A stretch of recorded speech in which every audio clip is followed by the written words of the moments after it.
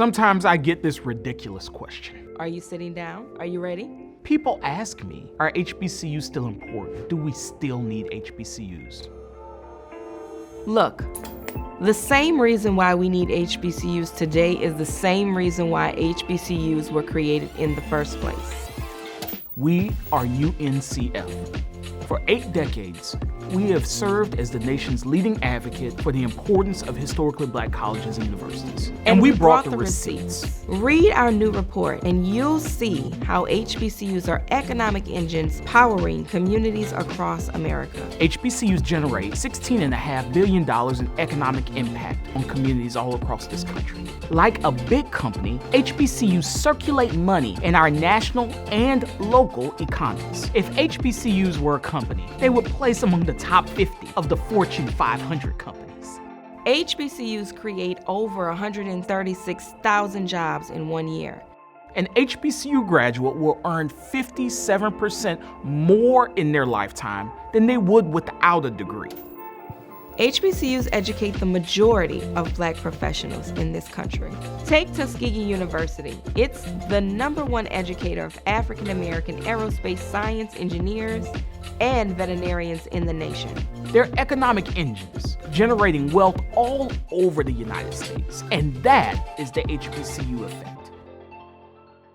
I am the proud president of Benedict College, the HBCU that put the BC in HBCU. The economic impact of historically Black colleges and universities is quite simply incalculable. Our institutions have labored for more than a century and a half to provide educational opportunities to historically underserved communities, creating a dividend, if you will, for our nation and our world.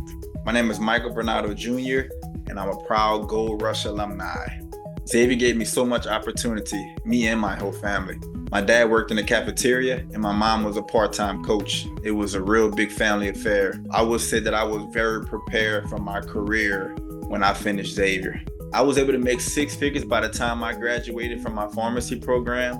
And at 23 years old, I was able to afford a house. Not to mention that I was the first in my family to go to college.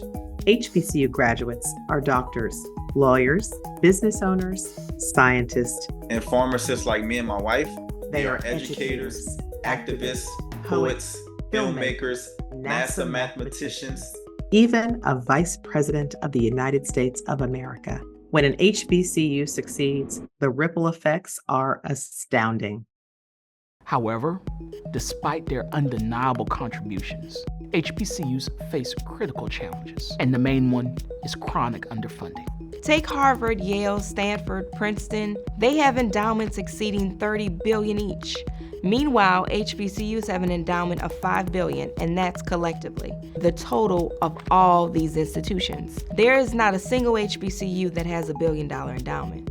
HBCUs might have fewer resources, but they're opportunity multipliers for their graduates. In other words, these institutions are the unsung heroes of the American dream. And yet, the right for HBCUs to exist and to flourish is still called into question. We've shown you what HBCUs have done for America, so we'll leave you with a question.